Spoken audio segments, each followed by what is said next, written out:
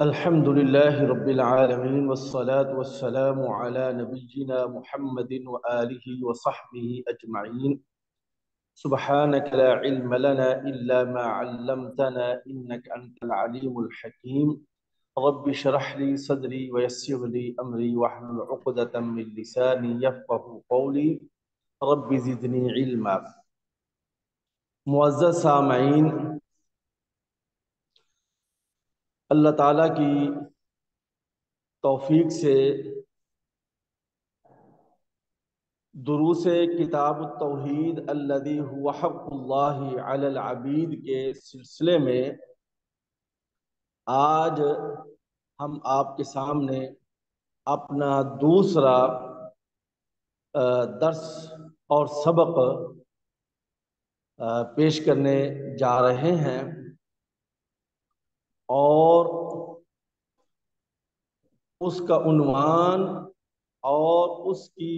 گزشتہ درس اور سبق کے ساتھ مناسبت اور تعلق، پہلے میں یہ دو چیزیں آپ کو بتاؤں گا اور ان کے بتانے کے بعد انشاءاللہ پھر ہم اپنے جو اوراق ہیں، پیپر ہیں، پیج ہیں، ان سے پڑھنا شروع کریں گے۔ تو آج کے ہمارے درس اور سبق کا، جس کا رقم اور نمبر 2 ہے، یعنی 2 ہے، کا عنوان ہے توحید کی ادائیگی کا طریقہ۔ یہ عنوان ہے اور اس کا تعلق اور مناسبت اور جواز ہمارے گزشتہ درس سے، جس کا عنوان تھا جنت میں یقینی داخلہ مگر کیسے، تو اس کے ساتھ تعلق اور مناسبت یہ ہے کہ گزشتہ درس میں ہم نے جب یہ سوال آپ کے سامنے رکھا کہ جنت میں یقینی داخلہ مگر کیسے، تو اس سوال کے جواب سے، جو جواب ہم نے دیا تھا اس سوال کا، اور بتایا تھا کہ شیخ محمد رحمۃ اللہ علیہ نے اپنی کتاب التوحید کے باب نمبر 2 کے عنوان میں اس سوال کا جواب دیتے ہوئے عنوان قائم کیا تھا، باب من حقق التوحید دخل الجنت بغیر حساب۔ باب ہے اس بات کا کہ جس نے توحید کو عملی اور واقعی طور سے ثابت کیا، وہ بغیر حساب و کتاب میں کہ سیدھا جنت میں جائے گا۔ تو پھر اس جواب سے ایک مزید سوال ہم نے گزشتہ درس میں یہ اٹھایا تھا کہ توحید کو عملی اور واقعی طور سے کیسے ثابت کریں۔ تو وہ جو ہم نے دوسرا سوال اٹھایا تھا، اس کے جواب میں ہم نے جو اپنے اوراق اور پیج سامنے پیش کیے تھے، ان میں ہم نے بتایا تھا کہ توحید کو عملی اور واقعی طور سے ثابت کرنے کے لیے آپ کو 2 باتیں معلوم ہونا نہایت ضروری ہے۔ پہلی یہ بات کہ توحید بنتی کیسے ہے، اور دوسری یہ بات کہ توحید بنانی کس چیز کی ہے۔ تو پہلی جو بات تھی کہ توحید بنتی کیسے ہے، اس کے بنانے کا طریقہ کیا ہے، کو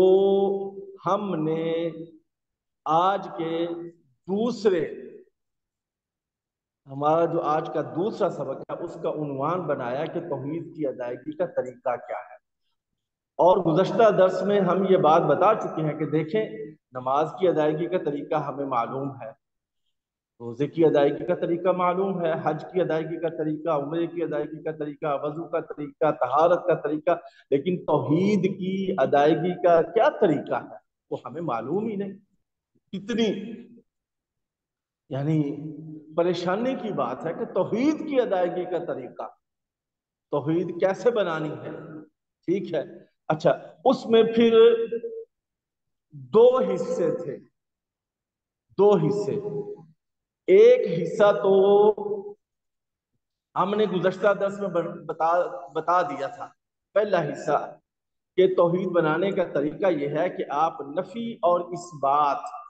یعنی اقرار اور انکار دونوں کو جمع کریں گے، تو ان کے جمع کرنے سے توحید بنتی ہے۔ اور لا الہ الا اللہ کو اسی لیے کلمہ توحید کہتے ہیں کیونکہ اس کے اندر لا الہ نفی ہے اور الا اللہ اثبات ہے۔ لا الہ یہ انکار ہے اور الا اللہ اقرار۔ انکار اور اقرار، نفی اور اثبات دونوں کو جمع کرنے سے توحید بنتی ہے۔ تو آج میں آپ کو یہ بتانا چاہتا ہوں کہ یہ جو توحید بنانے کا طریقہ ہے کہ آپ نے اپنے آپ سے کیسے ادا کرنا ہے، اپنے آپ سے یعنی اپنے جسم سے، اپنے دل و دماغ سے کیسے ادا کرنا ہے۔ تو یہ ہے توحید کی ادائیگی کا طریقہ جو آج کے سبق نمبر 2 میں آپ کو بتانا چاہتا ہوں۔ تو ذرا سن لیجئے کہ اللہ تعالیٰ نے ہر انسان کے اندر 3 ایسی چیزیں رکھی ہیں جن کو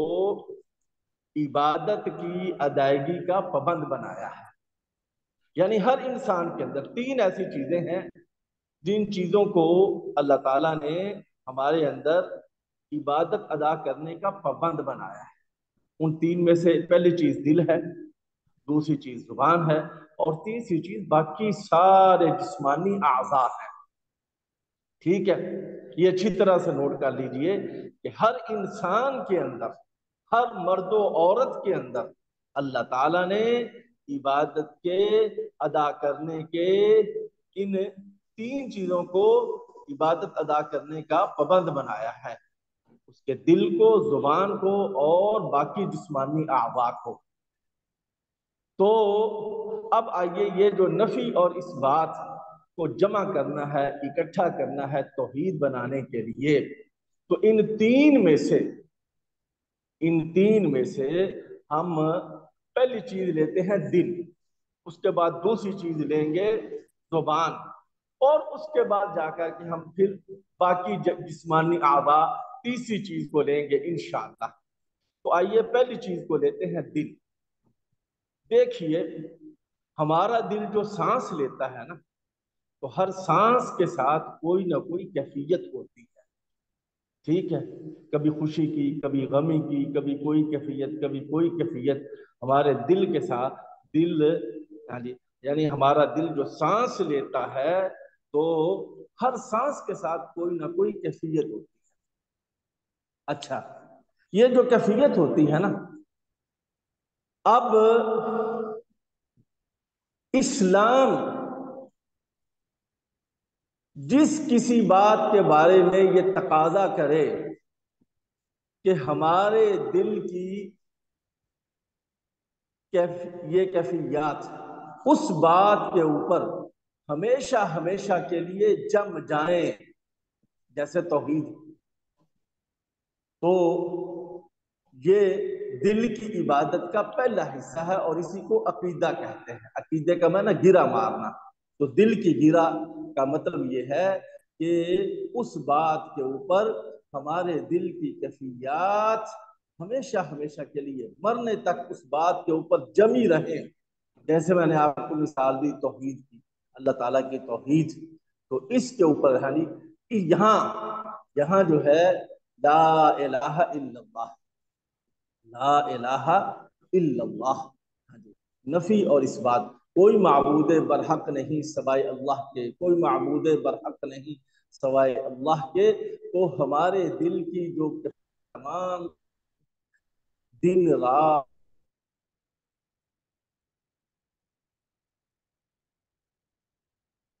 مرنے تک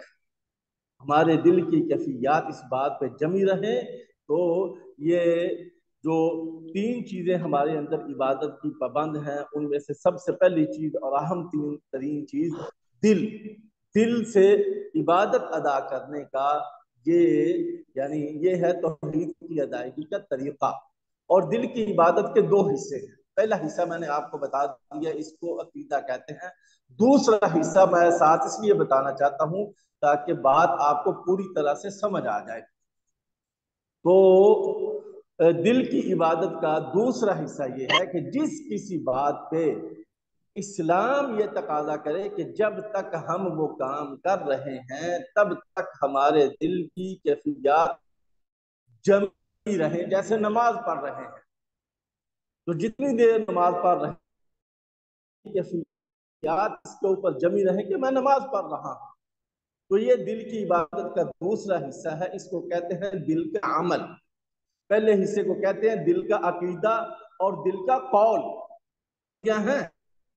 دوسرے حصے کو کہتے ہیں دل کا عمل۔ تو ہاں جی، یعنی میں نے آپ کو مثال دی، اسی طرح روزہ لینے اس بات پہ رکھا ہوا ہے، تو یہ یعنی دل کی عبادت کی ادائیگی کا حصہ ہے اور دوسرا طریقہ ہے، اور ان دو طریقوں کے اندر دل کی عبادت کے یہ طریقے ہیں، ایک ہمیشہ ہمیشہ والا اور دوسرا وہ کہ عمل ہمارا دل کہ میں کیا کر رہا ہوں، تو یہ دل کی عبادت دل کا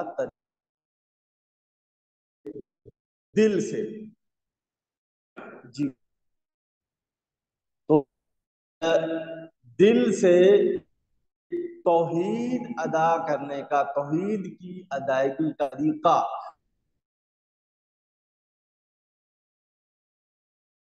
تو آپ اچھی طرح سے سمجھ لیجئے،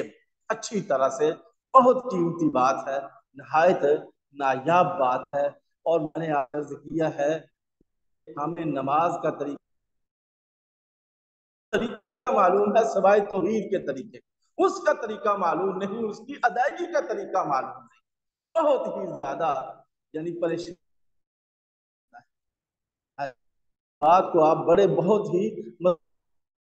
سمجھ لیجئے کہ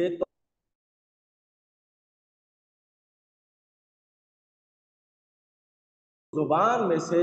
نفی اور اس بات دونوں کو ادا کرنا، لا الہ الا اللہ۔ اور یہاں میں پہلے درس میں آپ کو بتا چکا ہوں کہ صوفی یہاں کیا غلطی کرتے ہیں کہ لا الہ الا اللہ کا ذکر کرتے ہوئے کئی سو بار نفی کو علیحدہ کر کے لا الہ لا الہ لا الہ، تو یہ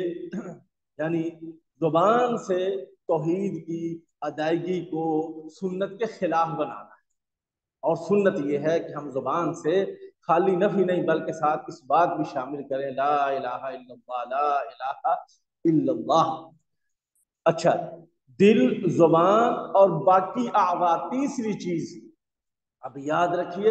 تیسری چیز جو ہے یہ میں بہت قیمتی بات آپ کو کر رہا ہوں، وہ جو خیبر والی حدیث ہے، حضرت علی رضی اللہ تعالی عنہ کو جو جھنڈا دیا تھا نبی علیہ السلام نے، اس سے یہ تیسری چیز ثابت ہوتی ہے کہ یعنی دل سے توحید کی ادائیگی، زبان سے ادائیگی، اور باقی جسمانی اعضاء سے توحید کی ادائیگی کے طور پر نماز پڑھیں، زکوٰۃ دیں، اور روزے رکھیں اور حج کریں۔ ہاں جی، یہ لا الہ الا اللہ کے حقوق ہیں، ان کو لا الا بحقھا، پیارے نبی صلی اللہ علیہ وسلم اس حدیث میں فرمایا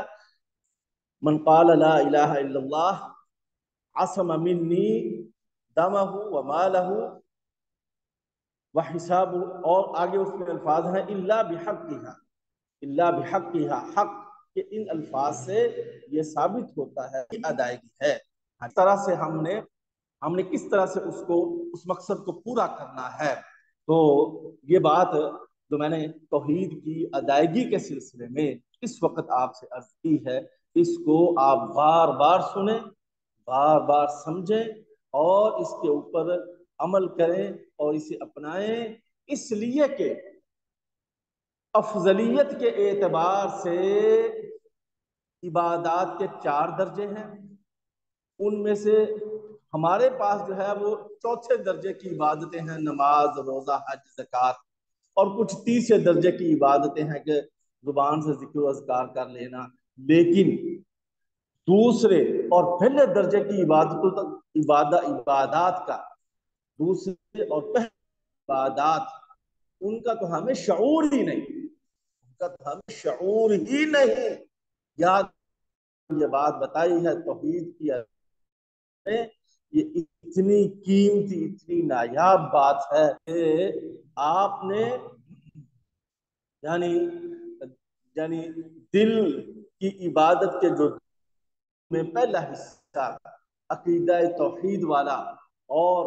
توحید کے اوپر ہمارے دل کی ہمیشہ کے لیے اسلام چاہتا ہے کہ جم جائیں، مرنے تک جم جائیں۔